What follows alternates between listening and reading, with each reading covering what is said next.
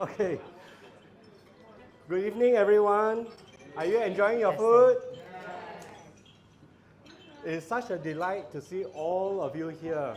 All the familiar faces, aunties and uncles, papa, mommy, every one of you who have been such a special part of our lives as we grow up. Thank you so much for your presence here. Usually, a father would give a speech, a wedding speech, while his daughter is still in her white dress and the ink is barely dry on the marriage certificate. But we decide to do things a little differently. We had a beautiful ceremony in Singapore last October on the 18th. And we truly miss all of you who were not able to make it. So we are so glad that we have today a special post-wedding dinner, okay? And it has been said that a celebration isn't truly official until you have a proper feast and yam sing with the home crowd. So you're the home crowd, give yourself a clap. So Cherry and Jordy has been now married for almost 6 months, right? Now in the working world, it's usually the end of a probation period. So Jordy, after some consultation with Sherilyn, I did check with her and she said that she couldn't be happier in the marriage and it's total bliss compared to even your very first day. So congratulations for having built a marriage in these last 6 months. So the family has decided after 2 quarters to officially confirm your position. So no more temporary status, you are part of us now. You're stuck with us. In all seriousness, having this dinner 6 months later is actually a blessing. Okay, I have the chance to watch both of you move past the stress of wedding planning and into the who forgot to buy the groceries stage. So seeing how you actually handle the small everyday moments as a team is with such grace and humor gives me a deep sense of peace. As I look at Sherilyn tonight, my heart travels back through the years. They say a father's job is to be his daughter's first hero. But the truth is, Sherilyn, you spent your whole life as well being my teacher, especially in later years. So I've watched you grow from a little girl who followed my footsteps into a woman who walks with beautiful, independent strength. As your father, I'm so deeply pleased with the outcome of your life. It is a rare and precious thing to see a daughter who loves the Lord with all her heart and carries that devotion into every relationship she has. Now, maybe it's my fault for not having to come back often enough. So most of you do not know Sherilyn, but of course you know me, right? So Sherilyn actually feels a little bit nervous tonight because she doesn't know many faces, but all of us love her, right? Yes. Give her a clap, because next you'll be making a speech. Now that's a quiet, beautiful kind of heartbreak when the father realizes his daughter doesn't need him to lead her by her hand anymore. But that feeling is replaced by overwhelming joy when I see that you have chosen a partner who respects your strength and a path that is guided by your faith. You haven't just grown up, Cherry. You have grown into a woman of grace, and being your father is the greatest honor of my life. Now, there is so much about Sherilyn I want to say, but then it wouldn't be fair if I don't say something about Jordy, right? So now Jordy is very new to the family. So Jordy, why don't you stand up and then face everybody? Yeah, because we want to make you feel very welcome. Now, come stand on the stage with me. Yeah, so that they can see you better. Isn't he handsome? Yeah. Through the years, I've been always envisioning a son-in-law like this, So people have been asking me, even Pastor Chris just now, did I vet him properly or not? So basically, I tell Jordy that, he's a very lucky man because with my shotgun, I've actually chased away many guys that are not appropriate for Sherilyn. But, as I get to know Jordy, he's someone with gentle, quiet strength, and he's exceptionally intelligent and a total match made in heaven with Sherilyn, as you have seen on the montage. Okay, apart from that, he's also assimilated very well into our family, and he takes after a lot of my interests. Okay, and we are board gamers. We do obstacle course racing and that sort of thing. But I dare not challenge him in table tennis or frisbee because he's the expert. So apart from being very athletic, he's also very academically inclined. And he not only, when I met him, he was already pursuing his master's. But recently I heard, I didn't even know, he already completed his doctorate. So very soon he's going to be Dr. Jordan Tay. Yeah, and the other thing is Jordan Tay, Sherilyn Tan, right? What does the initial look like to you? Is JC, which is Jesus Christ. So they are also very, very fervent for God. Okay, so I don't know how more perfect it would be, right, to find someone with the actual same initial as well. Jordy, you may take a seat now, okay? So I could speak about how blessed I feel for these two all night, okay? But I'm not the only one who have watched this journey with a full heart. Now, the thing is, Mama Yeye is also here. We want to give honor to them as well, right? Now, the thing is, let me ask a question. I'm going to roam the room now. Let me see who has got kids. Who brought the most kids? You'll be Mr. Wong Kai-yong, my beloved cousin. Wong Kai-yong, why don't you stand up, okay? Now, let me ask you a question, okay? How do you know when you are a person is a good parent? Well, you put me on the spot like that. Yeah, you kind of know, right? You have taken some courses in parenting, I'm sure. You're putting me on the spot even further now, though. Oh, no problem. You want me to answer the question for you? Yes, please do. Okay, you may have a seat. Or you want to Thank say you. something? It's okay. I'll pass. Okay. Sorry, we do that to all our cousins. This is how we get back at them, huh? Okay. So it has always been said, and very often, when I ask questions, people will say that, oh, you are a good parent because you have got children that turn out well, right? That's a very common answer. But Pastor Chris here has taught me about 3 generations. It's always 3 generations, right? Abraham, Isaac, Jacob, right? It's not just Abraham or Jacob. So this 3 generation thing has always been stuck on my mind, okay? So you are only a good parent when, my mom said I'm too loud, okay, so I'm going to put my mic down a bit.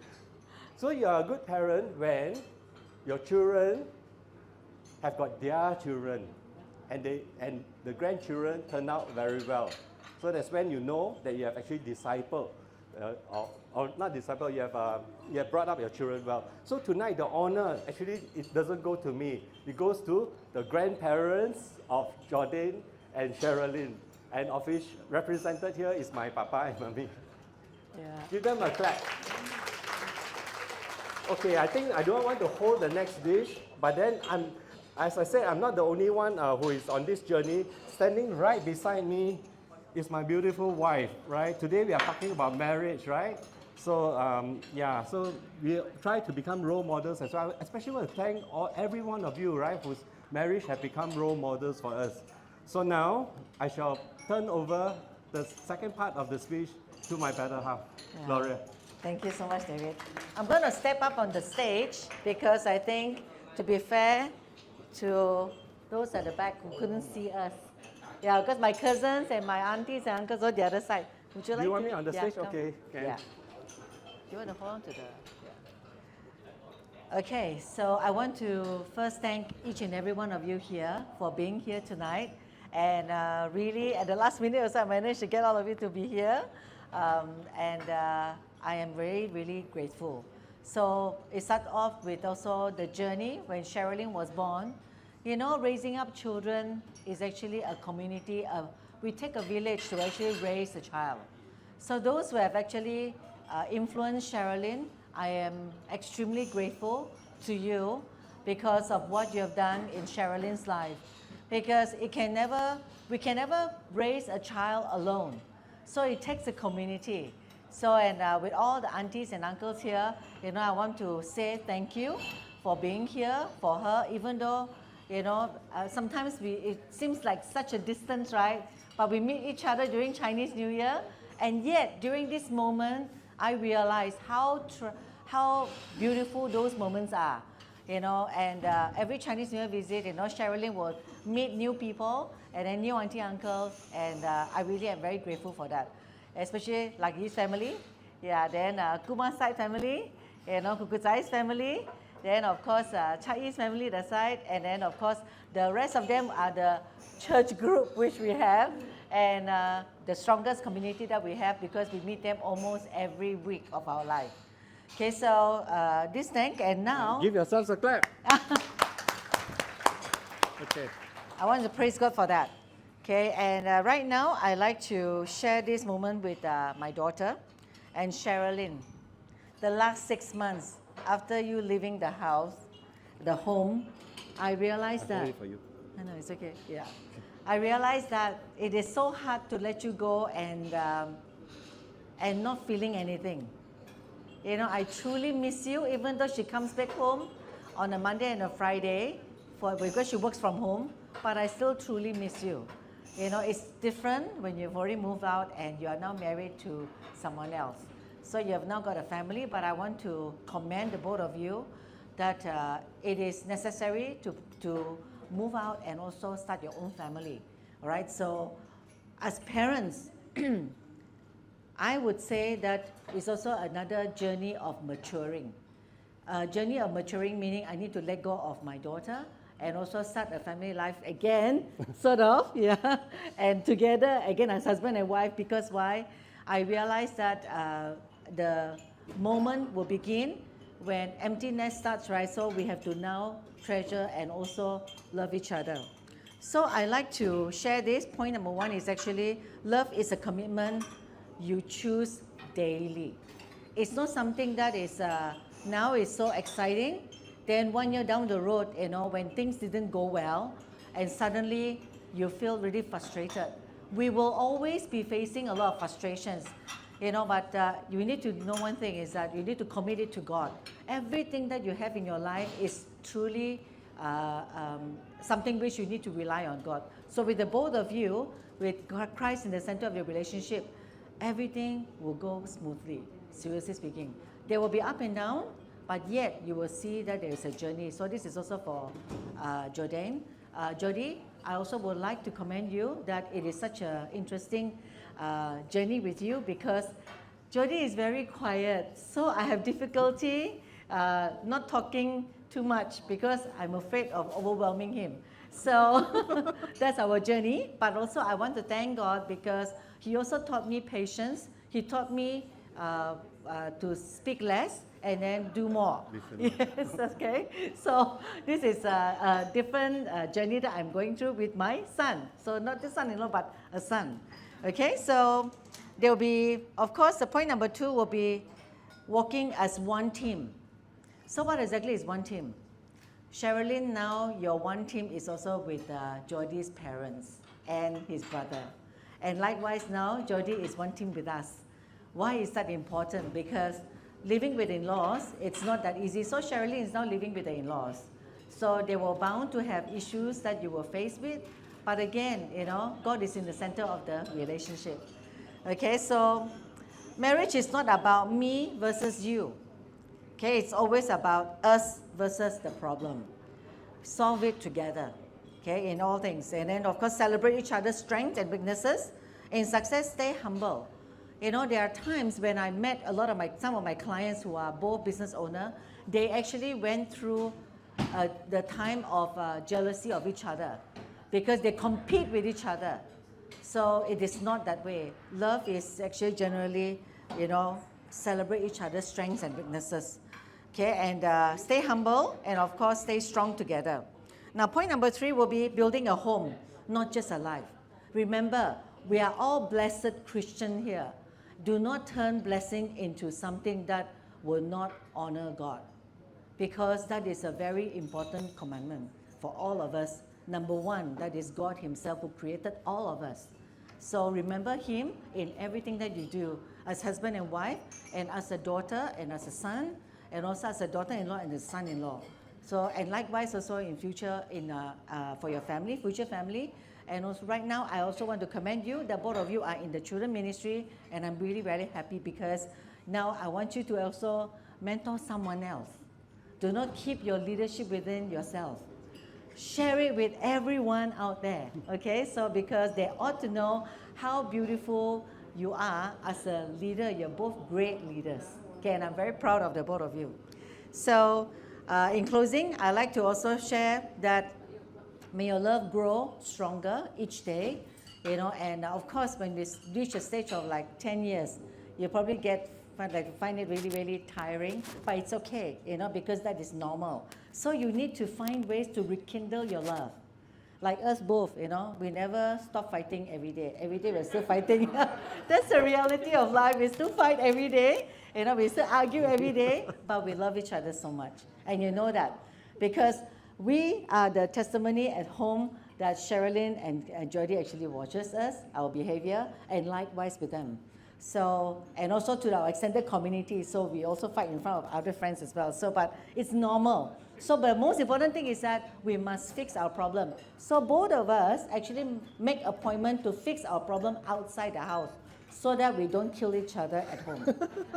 Yeah, so making appointment is important, yeah? And then of course date each other. Don't forget to date, you know. And right now you will still be really nice to date each other, but remember that is still very important until like the stage like ours, okay? So I want to... Can I say something? Yeah.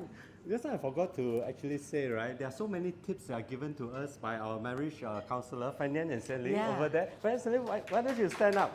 Yeah, and let everyone honor you as well. That's Fanyan and Stanley, our marriage counselor. So I think we need counsel as well for our marriage, right? Yeah. We can't do everything on our own. And the other thing is, Pastor Chris and his Stella. wonderful wife Stella is also our premarital counselors, right? So, and they actually taught us to write manuals for premarital counseling. So we also learned a lot from there. And the other thing which I actually learned after learning from you guys, something which I've actually learned in Singapore. Okay, I heard one very powerful sermon by Pastor Francis Chan. Okay, and he said something that's so profound. Okay, all of you Christians here, Christian husbands ought to listen very carefully. Okay, because all the while we are saying, love your wives, and then wife respect your husband. Everything is done here on earth, right? But Pastor Francis Chan said, I want to love my wife and nourish her in such a way so that she'll be great in 1,000,000 years. Can you imagine that? Because we always have eternity in mind as Christians. So I want her to get a well done from the Lord Jesus Christ on the day of judgment, and she'll be a truly beautiful wife in 1,000,000 years. That's very far-sighted, okay? But all husbands need to do that. All right. Thank you so much, yeah? So please enjoy your dinner.